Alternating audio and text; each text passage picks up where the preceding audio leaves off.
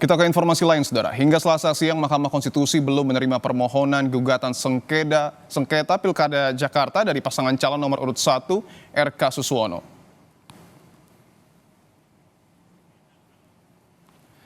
Hingga hari ini, Saudara, pada pukul 16.00 waktu Indonesia Barat ada 216 permohonan perkara masuk ke Mahkamah Konstitusi.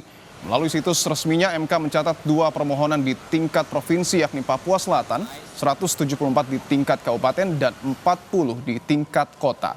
MK masih akan terus membuka pos pendaftaran bagi para pemohon sampai 18 Desember 2024. Ketua, kami mundur dari sidang. Terima kasih. Ya, terima kasih Bang. Silahkan, diserahkan dulu nanti. Ya. Ketua Tim Pemenangan Ridwan Kamil Suswono, Ahmad Riza Patria, memastikan pihaknya akan mengajukan gugatan ke Mahkamah Konstitusi. Riza menilai rendahnya partisipasi pemilih sebagai salah satu masalah krusial yang mempengaruhi hasil rekapitulasi suara pemilihan gubernur dan wakil gubernur DKI Jakarta. KPU DKI Jakarta telah menetapkan hasil rekapitulasi Pilgub Jakarta.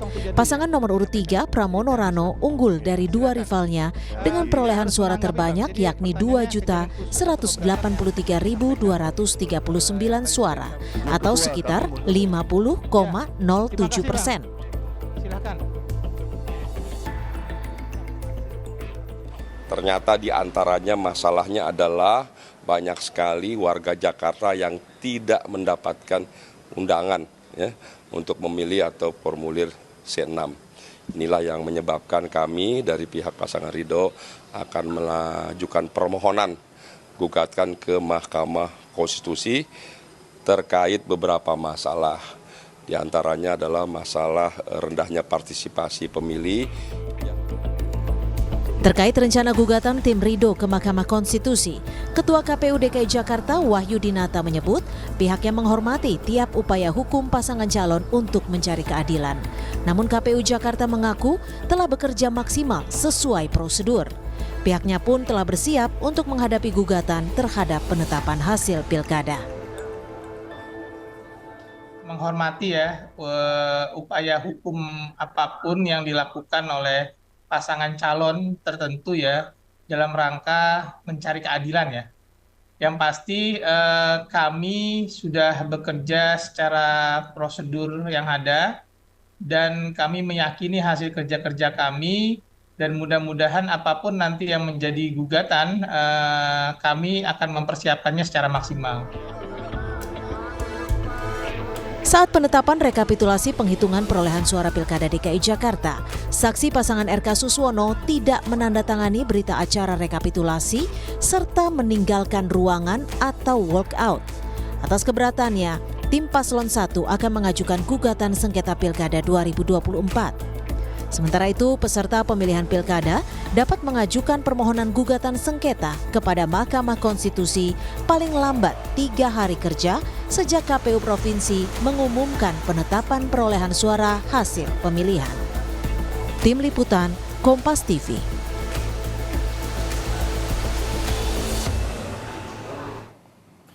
Sementara itu, Saudara, tim kuasa hukum pasangan Ridwan Kamil Suswono, Faizal Hafid, menegaskan tengah menyiapkan sejumlah persyaratan untuk mengajukan permohonan gugatan sengketa pilkada ke Mahkamah Konstitusi.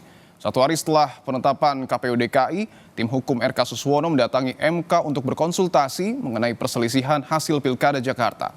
Faizal menegaskan kedatangannya atas perintah langsung dari Ketua Tim Sukses RK Suswono, Ahmad Riza Patria. Pihak yang akan digugat adalah KPU Jakarta dan paslon yang menang. Dalam hal ini adalah paslon Pramono Rano. Sementara batas akhir permohonan gugatan ke MK adalah pada hari Rabu besok.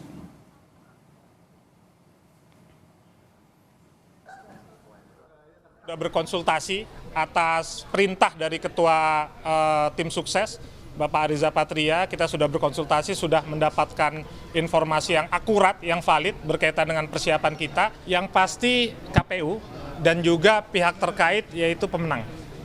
Jadi 2 pihak ini merupakan pihak yang akan ada dalam permohonan. Lalu kapan tim RK Suswono akan mengajukan gugatan ke MK? Kita tanyakan langsung kepada jurnalis Kompas TV Valentina Sitorus. Valen, selamat petang. Kapan tepatnya tim RK Suswono akan mengajukan gugatan sengketa pilkada ke MK? Dan apa saja klausul yang akan dimasukkan dalam materi gugatan?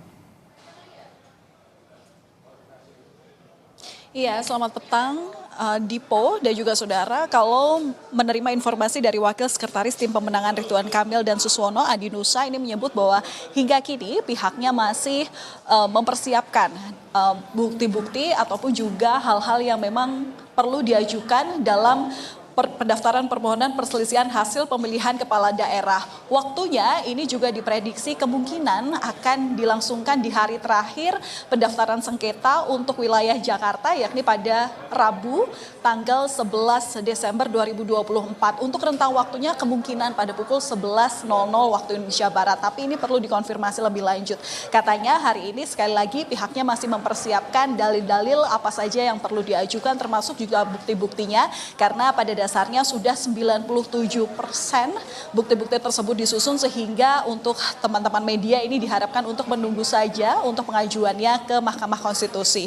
Nah, sebenarnya untuk dalil permohonan ataupun juga sengketa yang nantinya akan diajukan oleh tim Ridwan Kamil Suswono ini memang tergolong perihal administrasi untuk yang diajukan terhadap termohon KPU Jakarta, yang mana kita ketahui bersama bahwa pihaknya ini sempat menemukan banyaknya masyarakat yang tidak menerima undangan untuk pemungutan suara atau tidak menerimanya formulir C6 dari pihak penyelenggara pemilu. Data yang dikumpulkan oleh tim pemenangan itu setidaknya ada 24 formulir C6 yang tidak tersebar di wilayah Jakarta Pusat. Kemudian untuk Jakarta Barat ini sebanyak 14 kasus, Jakarta Utara ada 40 kasus, Jakarta Timur 80 kasus, dan Jakarta Selatan ada 9 kasus. Kemudian selain hal ini juga pihak pemenangan tim Ridho ini menilai ada DPK yang tidak sesuai dengan TPS-nya. Kemudian ada dugaan pencoblosan lebih dari 1 kali, serta pemilih tidak sesuai TPS hingga tidak terdaftar dalam daftar pemilih tetap.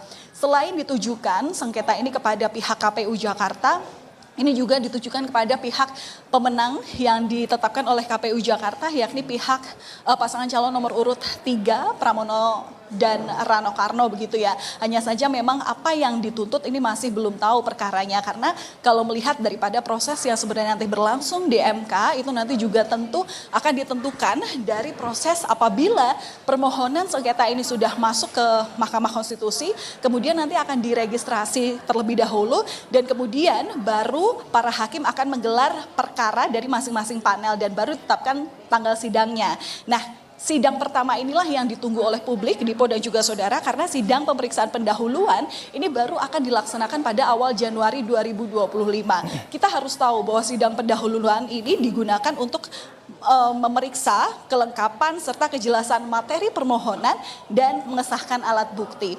Nah, apakah permohonan ataupun dalil perkara daripada pasangan Ridwan Kamil Suswono ini sesuai dengan hal yang ditujukan kepada KMK? Apakah ini juga kemudian dapat mengubah dari hasil penetapan calon atau penetapan pemenang Pilkada Jakarta 2024? Tentu kita harus mengikuti tahapan sampai nanti sidang pembuktian ini dilaksanakan di Mahkamah Konstitusi Republik Indonesia. Nah, sementara ini Dipo dan juga saudara, hingga pukul 16.02 waktu Indonesia Barat untuk daftar permohonan perkara Pilkada serentak tahun 2024 setidaknya sudah ada 216 yang diterima oleh Mahkamah Konstitusi, di mana untuk pemilihan tingkat gubernur ini baru ada 2 yang terdapat dari provinsi Papua Selatan. Kemudian kalau untuk tingkat bupati ada 174 dan wali kota ada 40. Nah, di sini kita sekali lagi belum menerima daripada pengajuan sengketa yang rencananya memang akan diajukan oleh pasangan Ridwan Kamil Suswono. Kita nantikan seperti apa, kemungkinan esok hari, yang jelas nanti kami masih akan menunggu, karena sekali lagi bahwa untuk pengajuan sengketa hasil Pilkada Jakarta khususnya ini ditunggu maksimal 3 hari kerja setelah penetapan hasil yang dilakukan oleh KPU Jakarta. Kalau KPU Jakarta kemarin menetapkan pasangan pemenang Pilkada sementara itu di hari Minggu tanggal 8 Desember 2024, berarti 3 hari di waktu jam kerja. Nantinya Mahkamah Konstitusi RI bisa menerima dugaan ataupun pelaporan hasil sengketa Pilkada Jakarta itu maksimal di hari Rabu 11 Desember pada pukul 23.59 waktu Indonesia Barat. Dipo. Kita tunggu dinamika besok yang akan terjadi di Mahkamah Konstitusi. Terima kasih atas laporan Anda, Valentina Sitorus, langsung dari Gedung Mahkamah Konstitusi.